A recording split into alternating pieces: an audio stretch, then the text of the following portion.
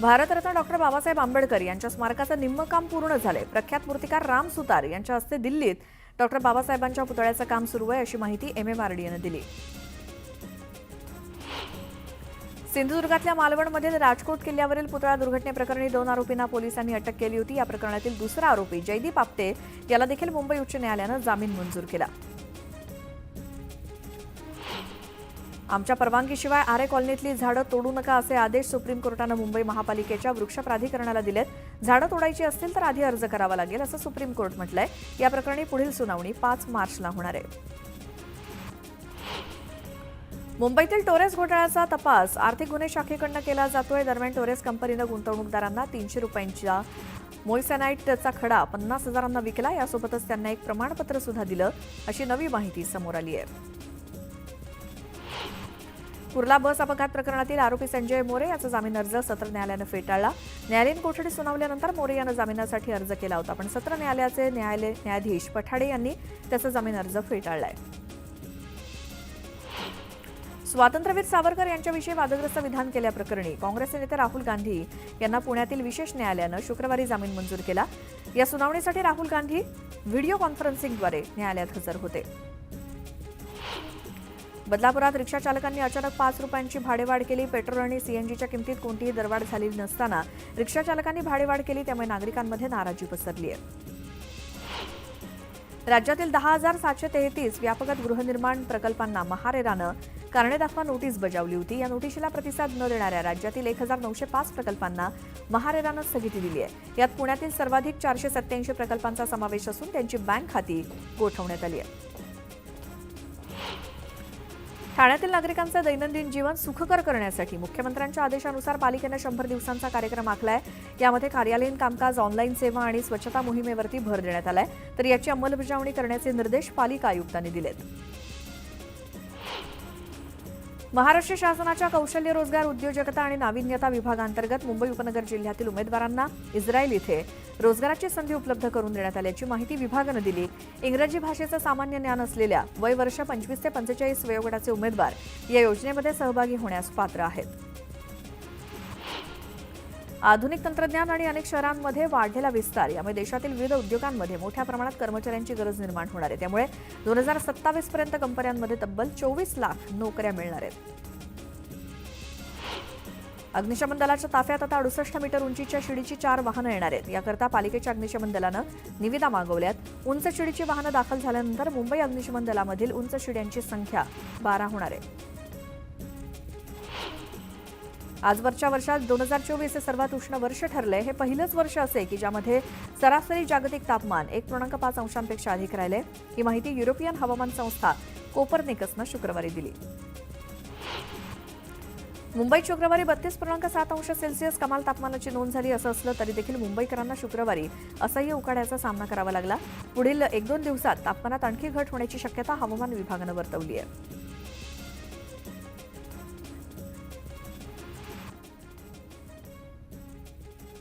आणि आता या बुलेटिनमध्ये बघूयात गावाकडच्या 50 बातम्या। 3 दिवसांपासून वाहणाऱ्या वादळी वाऱ्यांमुळे रत्नागिरीच्या हर्णे बंदरातल्या बोटी किनाऱ्यावरती घेण्यात आल्या। एकीकडे समुद्रात जाऊनही मासे मिळत नसल्यामुळे मच्छीमार आर्थिक अडचणीत सापडले, तर दुसरीकडे वादळी वाऱ्यांमुळे मासेमारी व्यवसाय संकटात आलाय। पुण्याच्या भोर तालुक्यात थंडीचा कडाका वाढलाय। गेल्या काही दिवसांपासून थंडी पडत असल्यामुळे रबी हंगामासाठी पिकांना पोषक वातावरण मिळतंय, त्यामुळे उत्पादन वाढण्याची शेतकऱ्यांना आशा आहे। केंद्र सरकारनं साठा करून ठेवण्यासाठी 30 दशलक्ष टन गहू खरेदी करण्याचं लक्ष्य ठेवलंय। सरकार रबी हंगामात या गहू खरेदी करणार आहे। हे लक्ष्य गेल्या वर्षीच्या तुलनेत 20 लाख टनांनी कमी झालंय।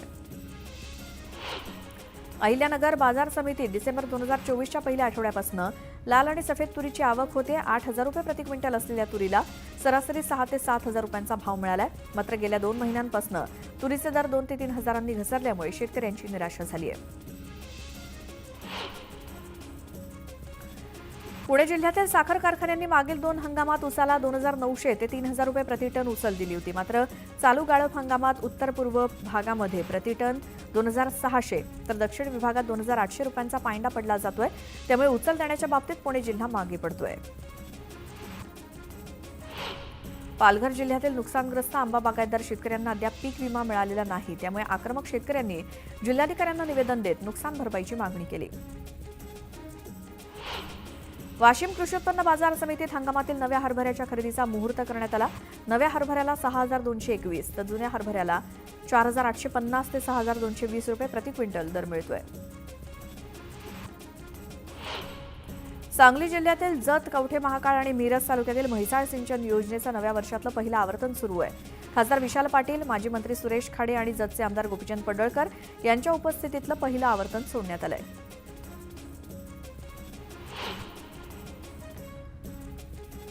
दरवर्षी थंडीचा जोर वाढला की हजारो किलोमीटर अंतर कापून स्थलांतरित पक्षी गोंदियातल्या तलावाकडे येतात. यंदा देखील युरोप, सायबेरिया, मंगोलिया तसंच हिमालयातून pintails, greylag goose, common pochard, Eurasian wigeon, mallard garganey आणि पायपर सारखे अनेक पक्षी गोंदियामध्ये पोहोचलेत.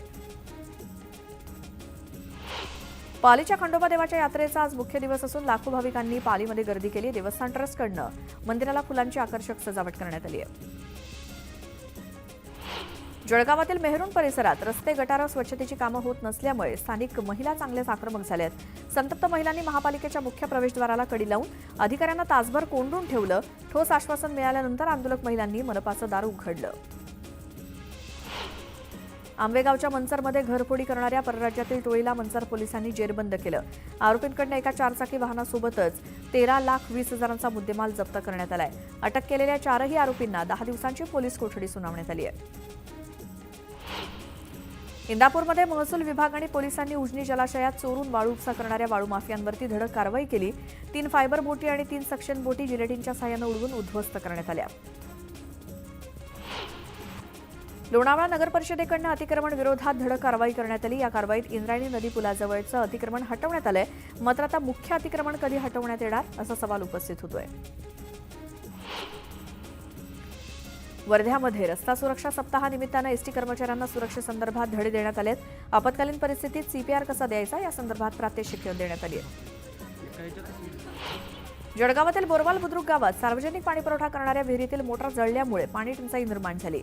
पाणीपुरवठा करणारी मोटार जळल्यामुळे नागरिकांचे पाण्यासाठी हाल होत आहेत. जळगावच्या यावल तालुक्यातील किनगाव खुर्द इथे उपसरपंच पदाच्या रिक्त जागेवरती निवडणूक पार पडली. यात मंगलाबाई महाजन यांची बिनविरोध निवड झाली.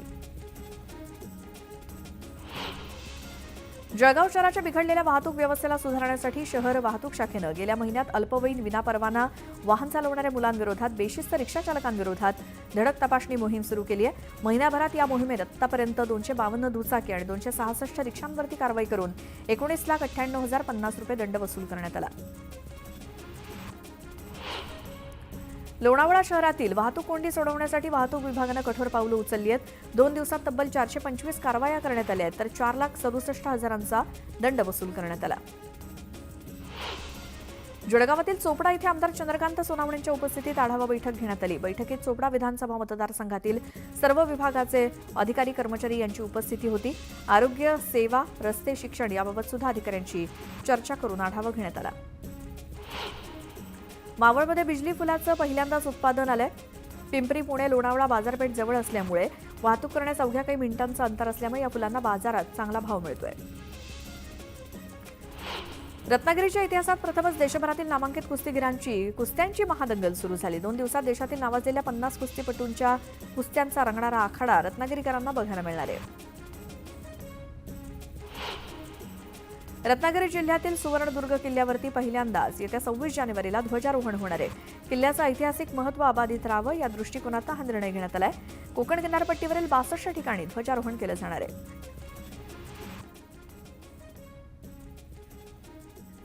खंडणी प्रकरणातील आरोपी वाल्मिक कराडभोवती सीआयडीनं हळूहळू कायद्याचा फास आवळायला सुरुवात केली आहे. बीडच्या पवनचक्की खंडणी प्रकरणामध्ये सीआयडीच्या हाती महत्त्वाचे धागेदोरे लागले. विष्णू साठेच्या मोबाईल फोनवरनं कराडनं आवाडा कंपनीच्या अधिकाऱ्यांना केलेल्या कॉलचे डिटेल्स सीआयडीच्या हाती लागले. त्यामुळे वाल्मिक कराडभोवती कायद्याचा फास आणखी घट्ट होण्याची शक्यता आहे. बीडमधील आवाडा कंपनीच्या अधिकाऱ्यांकडे 2 कोटी रुपयांची खंडणी मागितल्याचा कराडवर आरोप आहे. या पार्श्वभूमीवर सीआयडीच्या पथकाकडून वेगानं तपास केला जातोय. कराडनं धमकीसाठी केलेल्या फोन कॉलचे डिटेल्स आता सीआयडी पथकाच्या हाती लागल्याचं खात्रीलायक सूत्रांचं म्हणणं आहे. खंडणी प्रकरणात वाल्मिक कराड, विष्णू चाटे आणि सुदर्शन घुले आरोपी आहेत. विष्णू चाटेच्या फोनवरून वाल्मिक कराडनं अवादा कंपनीच्या अधिकाऱ्यांना 2 कोटींच्या खंडणीसाठी धमकावल्याचा आरोप आहे. काम बंद करा, अन्यथा तुमचे हातपाय तोडू. काम चालू ठेवायचं असेल तर 2 कोटी रुपये द्या, असं वाल्मिक कराडनं अवादा कंपनीच्या अधिकाऱ्यांना धमकावलं होतं. आता त्याच धमकीच्या फोन कॉलचे डिटेल CIDच्या हाती लागले आहेत. दरम्यान खंडणी आणि संतोष देशमुख हत्या प्रकरणाचा संबंध काय याचाही तपास CID कडून केला जातोय. तर मराठा आंदोलक मनोज जरांगे यांनी सरपंच संतोष देशमुख यांच्या हत्याकांडावरनं मंत्री धनंजय मुंडे यांच्यावर एकेरी टीका केली.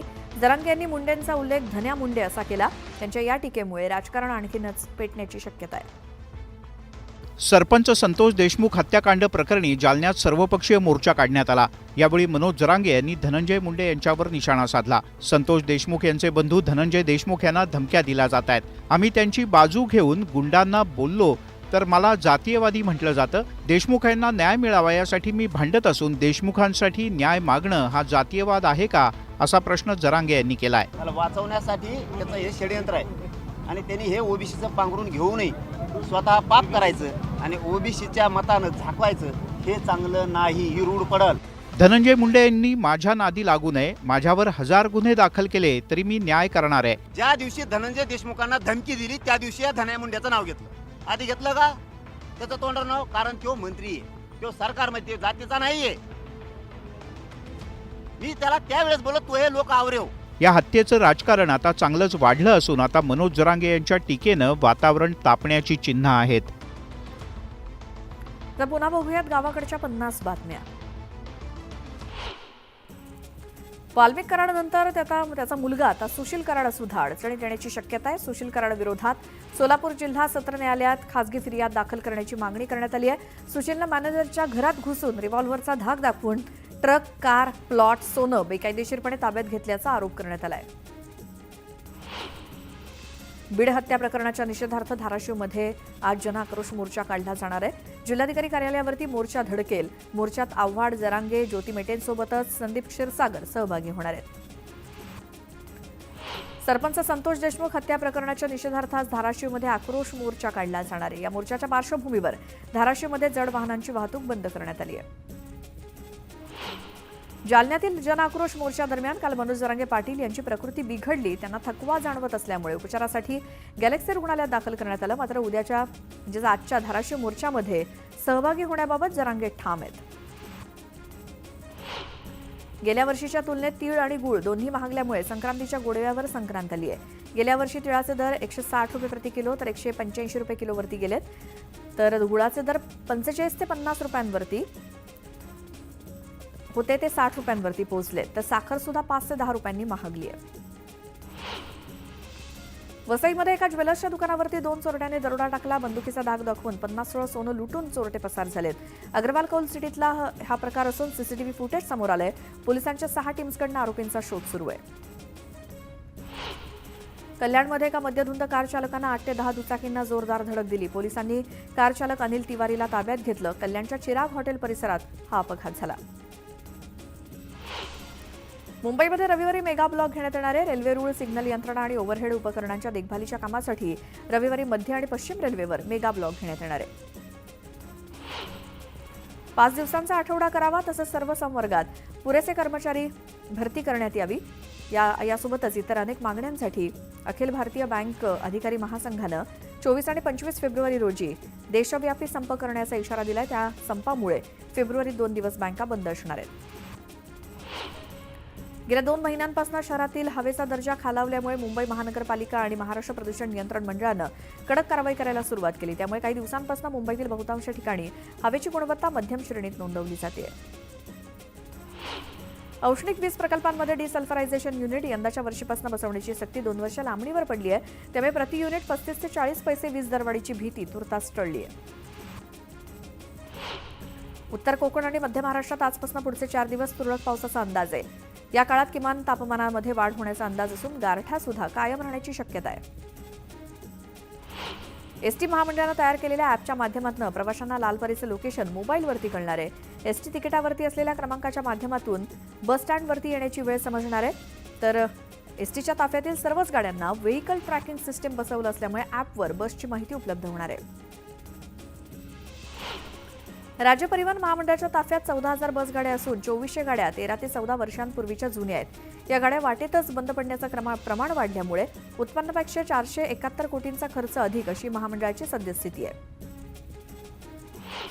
केंद्र सरकारनं राज्याच्या भांडवली खर्चाला गती देण्यासाठी आणि त्यांच्या विकास आणि कल्याणकारी उपक्रमांना आर्थिक सहाय्य पुरवण्यासाठी संकलित करातनं 1,73,030 कोटी रुपये निधीचं हस्तांतरण केलंय. डिसेंबर 2024 मध्ये ही रक्कम 89,086 कोटी रुपये होती. त्या मानानं या महिन्यात अधिक निधी वितरित करण्यात आलाय. या निधी वाटपात महाराष्ट्राला 10,930.31 कोटींचा वाटा मिळालाय. 1.5 लाख कोटी रुपयांचे प्रकल्प राबवणारी मुंबई महापालिका सध्या उत्पन्नाचा स्रोत शोधतेय. खर्च भागवण्यासाठी मुदत ठेवी मोडण्यासोबतच कचरा संकलन करून मुंबईकरांच्या खिशात हात घालण्याची पालिकेची तयारी आहे. मात्र सरकारकडील 16,000 कोटींची थकबाकी अजून पालिकेला वसूल करता आलेली नाही.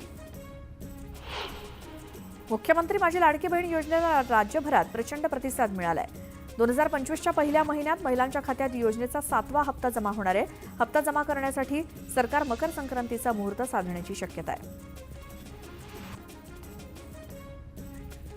अशाच काही बातम्या आपण बघणार आहोत या बुलेटिनमध्ये, मात्र एका छोट्याशा ब्रेकनंतर.